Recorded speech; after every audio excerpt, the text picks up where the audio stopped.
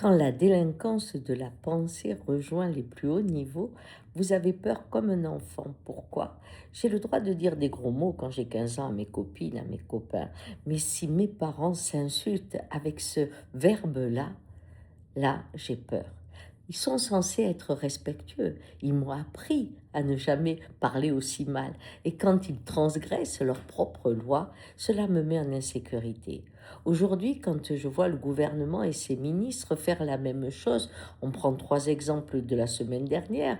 Le ministre des Affaires étrangères qui va condamner une personne qui travaille à l'ONU sur une fake news. Il vérifie pas, il étudie pas, il parle pas à la justice. Non, c'est de la propagande, alors qu'il a tort.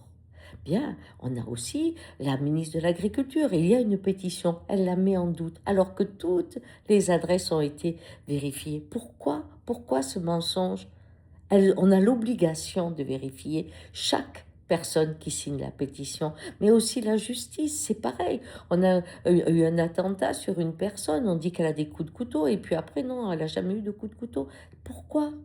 Pourquoi nous amener dans la délinquance de la pensée, dans ce mensonge qui crée une incertitude de plus en plus grande et qui fait qu'on ne sait plus à qui faire confiance? Le droit s'en va, la justice disparaît.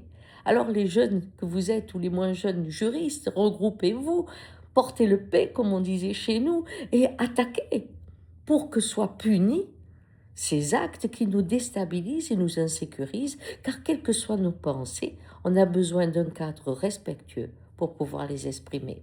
Bonne journée.